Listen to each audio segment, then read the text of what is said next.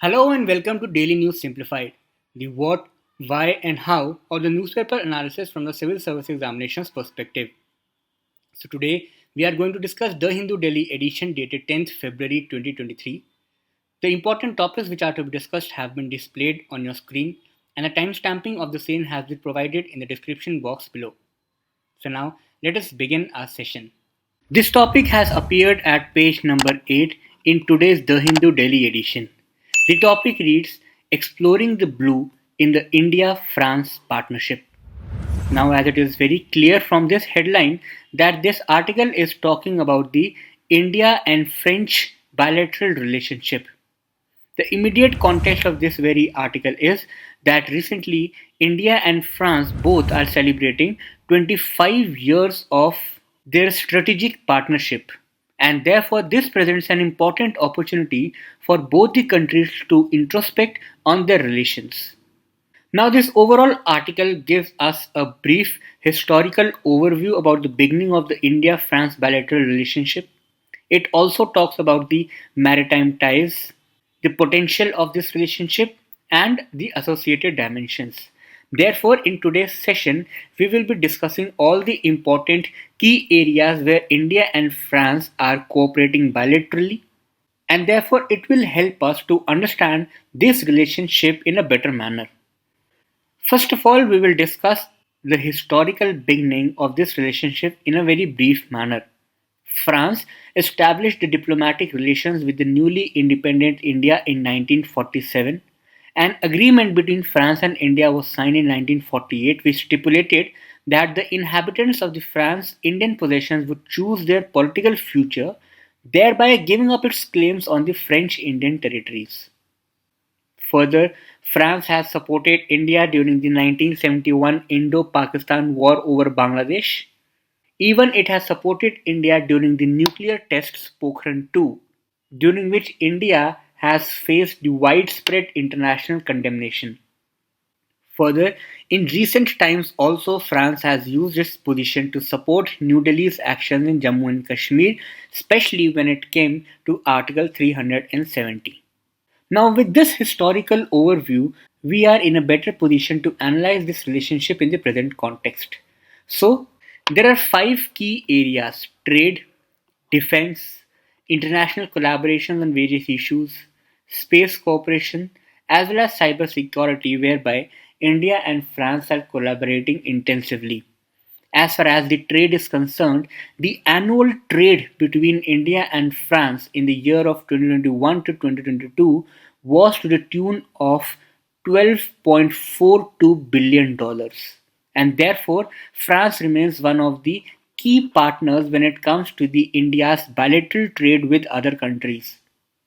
As far as the foreign direct investment is concerned in India, France is the 11th largest FDI contributor in India. And when it comes to the share of the French FDI in the India's total FDI, it is more than 1%. So not only the economic ties, but also when it comes to the military and strategic ties, India and France share a very close relationship. To India's benefit, France is the second largest defense supplier in the period of 2017 to 2021. So we can imagine that being the second largest defense supplier for any country, what does this position cater to in terms of strategic significance? Further, the technological collaboration between India and France is also very great. We all are aware about the world class Scorpion submarines as well as the recent Rafale jets. Now, Scorpion submarines as well as Rafale jets, both of these are the important contribution from France to India. Further, every year there are a host of bilateral military exercises between India and France, and also both these countries share reciprocal logistics agreement in order to support each other's logistics when it comes to the maritime sector.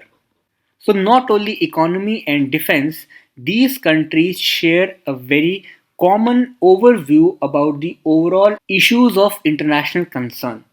More importantly, when it comes to the protection of Indian interest, France has supported key demands of India at international level. For example, France is one of those countries who still support India's bid of permanent membership at United Nations. Further, France also support India at its stand of perfectly eligible country to enter into the nuclear supplier group. When it comes to the area of climate change, we all are aware about the Indo-French initiative to start the International Solar Alliance. And this alliance specifically is working for strengthening the solar energy across all the world, which is seen as one of the most important steps of the entire world to combat the climate change. Also, when it comes to balancing the global power, India and France shares a common overview about Indo-Pacific region. Both of these countries believe that this particular region is very important in coming days and hence it should remain free from the power tussle and the great games. So that is why, in order to achieve this common objective, India and France started the Indo-Pacific Cooperation Development Fund. This shows the common interest of both the countries in the Indo-Pacific region. Now moving towards the space cooperation. As we all know that space is becoming one of the most important areas of international collaborations. Various countries as well as now the private players are also actively engaged in exploring the space. So that is why in this regard ISRO and its counterpart in France, that is CNES, have a history of cooperation and collaboration spanning about 4 decades. Space cooperation between the two countries was also highlighted in the joint statement. Both the countries believe in the secured access to all the countries and members for space, and that is why both the countries say that space should remain out of the power tussle. Further, both the countries have also started the joint satellite mission with the named Trishna. The last dimension which we want to discuss is the cyber security angle. Now, the Indian organization CDAC as well as its counterpart ATOS in France have joined hands together. The two countries adopted the cyber security and digital technology roadmap in the digital space, and a cooperation agreement was signed for development in the field of quantum computing as well as artificial intelligence. So, along with all these areas of mutual and supportive collaboration, there are certain minor areas where there lies a conflict also. And one of those areas is the recent Russian Ukraine war and the stand of India and France on this war. Both are divergent on the issues of taking a stand against Russia, wherein India has stayed away from condemning Russia owing to its privileged partnership, while France has been critical of Russian aggression. However, despite this divergent view, both believe in the need to respect the UN Charter, international law and sovereignty and territorial integrity of the states. So, given the long standing and trusted partnership between India and France and the intensifying geopolitical trends in Indo-Pacific region, both countries are likely to build an even closer partnership that will focus on building India's military wherewithal. And therefore, concludingly, we can say that there is still a need to strengthen the cooperation from government to people contact. This topic has appeared at page number 1, and the topic is in relation to a recent tragedy which has taken place in the Andhra Pradesh factory. And this is the very context of this news article. Around 7 workers have died by inhaling a deadly gas coming out of a sludge while they were removing that sludge from an edible oil tank at an industrial mill.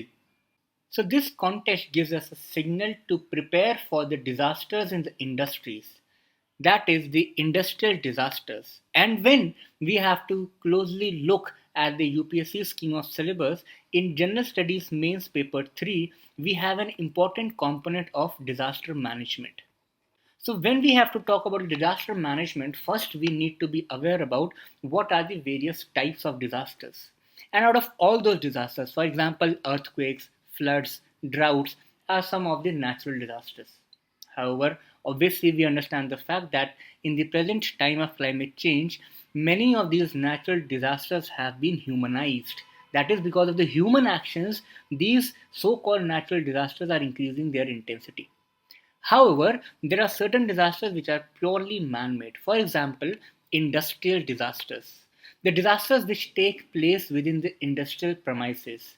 That might be because of some human errors, mistakes, or some flawed procedures, etc. So that is why for the UPSC examination, we need to prepare industrial disasters as well. So the first question is that what exactly are the industrial disasters? These are the disasters originating from technological or industrial accidents, dangerous procedures, infrastructure, failure, or certain human activities which may cause the loss of life, injury, property damage, socio-economic disruptions, or even the environmental degradation. So, this is the definition of the industrial disasters. For example, when we think about the 1984 gas tragedy, the Bhopal gas tragedy, that was one of the classic example of the industrial disasters. Similarly, the today's news item, this is also an example of the industrial disasters. Industrial disasters therefore include, for example, accident release of toxic chemicals or gases. As we all know that there are several procedures within the industries or the processes or the chemical reactions which take place in the industries, there are high chances that the toxic gases from those chemical reactions might get released due to human negligence or due to failed chemical reactions. Similarly, industrial explosions also are the type of industrial disasters. These explosions can be as a result of some chemical reactions, they can be nuclear explosions, or they can be mining related explosions. All these explosions are also the industrial disasters because obviously these explosions have huge potential to cause a loss of life, property, or damage, the socio-economic disruptions. Similarly, now this point is very important, the environmental pollution that might be caused due to industrial waste, chemical or biological waste generating out of the industries. These pollution are also the form of industrial disasters. So, whenever you are writing your answers in your mains examination or whenever you have to brainstorm about the industrial disasters, keep this point in mind that pollution caused due to industries are also one of the disasters. This will help you to have a broader outlook to understand the concept of disasters. For example, the water pollution. Similarly, the groundwater pollution. Don't you think that water, soil, or environmental pollution, all these pollutions also have the potential to cause the loss of life as well as property? So keep this thing in mind. And similarly, the related aspect is also the acid rain. So these are various types of industrial disasters. And when we have to talk particularly about India, we know that India faces several issues of high population load, low industrial regulation, high mismanagement of the industrial resources. So, all these factors make India highly vulnerable to these industrial disasters.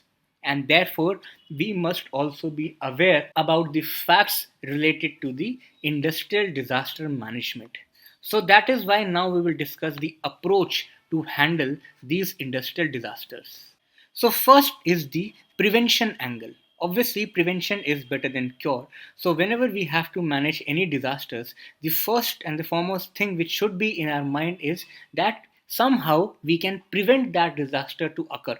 And that is why detection of the disasters and characterization of those disasters, that what is the type of that disaster, what is the vulnerability degree of that disaster, what is the scale of that disaster, etc., becomes important. And hence, detection and characterization of those disasters further help us to develop the early warning system. This early warning system help the people, management, administration to have certain informations before the disasters hit them. And this early warning system helped the management to build a robust risk management framework. So, if we are able to detect, characterize the disasters, develop the early warning system in order to strengthen the risk management framework, we can say that we are in a better position to prevent that disasters to take place. However, we need to be prepared for the worst also. And that is why the second component comes at the preparedness level. And for this, the capacity development of the human resources is the critical point. These human resources can be in house, that is, within the industries, as well as the out of the house, that is, for example, let's say state disaster response forces, which are outside the industrial establishments. Similarly, NDRF, that is National Disaster Response Forces, the district administration, the law enforcing agencies, etc. For this capacity development, we must focus on continuous education, training, knowledge management, as well as community awareness. Next important step is the infrastructural development. The basic infrastructure, institutions, networking and communication, medical infrastructure, etc., must be resilient enough so that it can withstand the shocks created by these industrial disasters. Let us take a very small example. If a particular industry is hit by some disasters, so the foremost thing which gets hit is the networking and communication. And when the communication lines are disturbed, it becomes very difficult to transmit the messages or to establish the communication with the people who are caught within the industries and the people who are outside the industries and working as the rescue team. So that is why the networking and communication lines must be resilient enough. Then comes the response, relief, and rehabilitation. The evacuation infrastructures must also be resilient enough in order to minimize the casualty as well as to mitigate the distress effects of these disasters. Now, the post disaster documentation. Now, this step is very important. Always keep this thing in your mind whenever you are writing your main answer in relation to the disaster management. There is a general tendency that we restrict ourselves to the prevention, mitigation, and adaptation components. However, we tend to forget writing about the points which are in the post disaster scenario. And this post disaster documentation is an important step because it will eventually help to prevent the disasters which will hit later on. That is why proper documentation and categorization of disasters, along with the lessons learned, must be disseminated to prevent the similar issues in future. So these are certain approaches to handle the industrial disasters and will help you in order to write beautiful answers in your mains examination. Now this topic is from the science and tech section and has appeared at page number 6 in today's The Hindu Daily edition. The topic reads, Small satellite launch vehicle D2 will lift off from Sriharikota today. From the civil services examinations perspective, you need to be aware about what do you exactly mean by small satellite launch vehicles and how they are differ from the normal or regular launch vehicles. So such type of factual informations are mainly relevant when it comes to the prelims examination. The immediate context of this very news article is that recently ISRO has successfully completed the second developmental flight of the new Indian rocket small satellite launch vehicle from the Satish Dhawan Space Center, Sriharikota, Andhra Pradesh. And this is also important in a way that this launch vehicle is not just transporting the Indian satellite, it is also transporting an international satellite that is from the US based firm. So this shows the potential which Indian launch vehicles or broadly the Indian space industry carries with them, which can be exploited in the near future. The objective of this very program is to design and develop the payload instruments compatible with the micro satellite bus and technologies that are required for future operational satellites. And now, therefore, in brief, we will see that what are the key details about this small satellite launch vehicle. First of all, it is a small lift launch vehicle configured with three solid propulsion stages. That means all the three stages are in a solid medium. It has the capability to launch up to 500 kilogram of satellite mass into 500 kilometer low Earth orbit. Further, ISRO has taken up the development of SSLV to cater to the emerging global small satellite launch service markets and meet the launch on demand requirements in a cost effective manner. Manufacturing the SSLV through Indian space partners will be the responsibility of the New Space India Limited.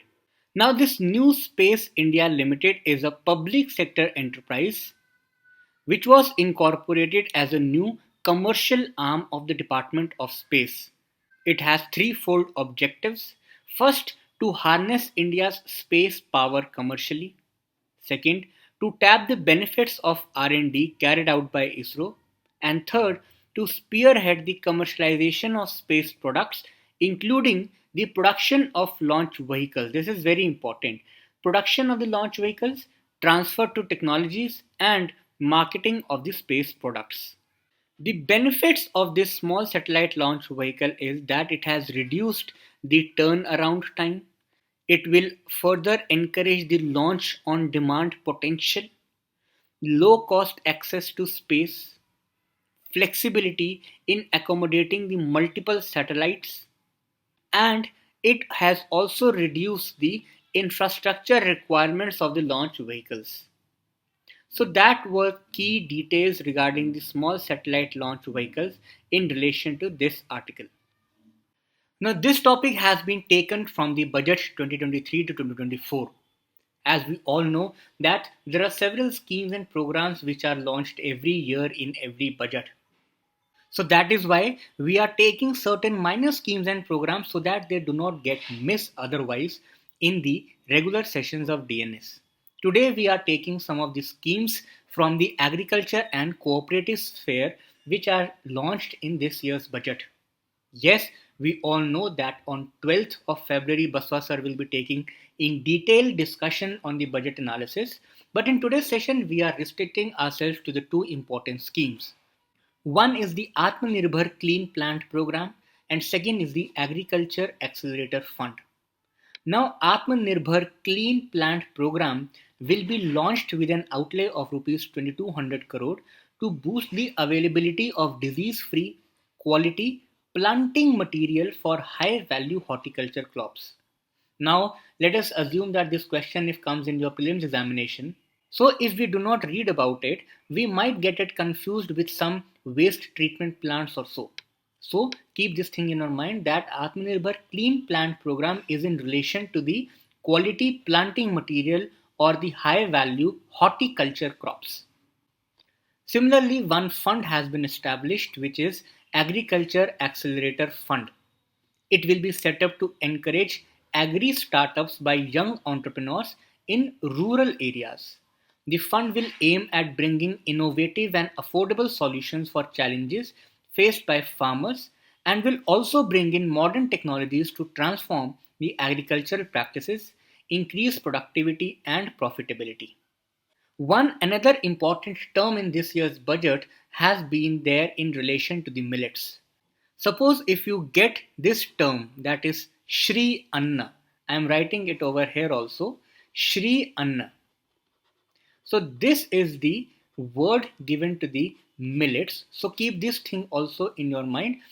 As we all know that every year there are certain MCQs in prelims which are based on the terms which are seen in the newspapers on regular basis. So Shree Anna deals with the millets. And government is trying to provide the support for making India a global hub for millets.